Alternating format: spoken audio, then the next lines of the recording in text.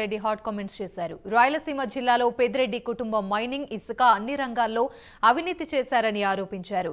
పేదలకు సెంటున్నర భూమి ఇవ్వని పెద్దిరెడ్డి కుటుంబం రాయలసీమలో 10,000 ఎకరాలు కాజేశారని చెప్పారు. కూలీ కుటుంబం నుండి వచ్చిన పెద్దిరెడ్డి ఇప్పుడు రాయలసీమను శాసించే స్థాయికి ఎదిగేంత అవినీతి చేశారని రాంప్రసాద్ రెడ్డి ఆరోపించారు. మేమేదో కక్ష సాధిస్తే నా ముఖ్యమంత్రి నా మంత్రి పదవి ఉంటుందంట, లేకంటే పోతుందంట. మిథున్ రెడ్డి మరొకసారి చెప్తున్నా, నీ కుటుంబం నీ చరిత్ర ఎవరికి తెలియదు. నేను 5 సంవత్సరాలు ఉన్నప్పుడే మా నాయన ఎమ్మెల్యేగా పనిచేసినాడు. మా తండ్రి గారికి 1989లోనే రాష్ట్ర మంత్రివర్గంలో చోటు వచ్చింది.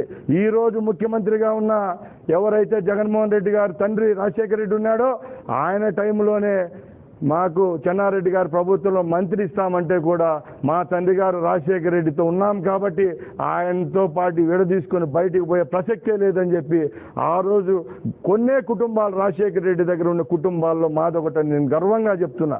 ఎందుకంటే రాయచోటి నియోజకవర్గంలో 1994లో కేవలం రాష్ట్రంలో 24 ఎమ్మెల్యేలు గెలిస్తే ఆ రోజు కూడా కాంగ్రెస్ పార్టీలో మేము గెలిచినాం. 85లో గెలిచినాం. ప్రతి ఒక్కసారి కష్టమైనప్పుడల్లా మేము వాళ్ళ వెనకాలే ఉన్నాం, ఆ కుటుంబం వెనకాలే పనిచేసినాం. ఈరోజు రాష్ట్ర ప్రజలకు ఒకటే చెప్తున్నాం, మడమ తిప్పను అంటాడు. ఒకటే చెప్తున్నా, కడప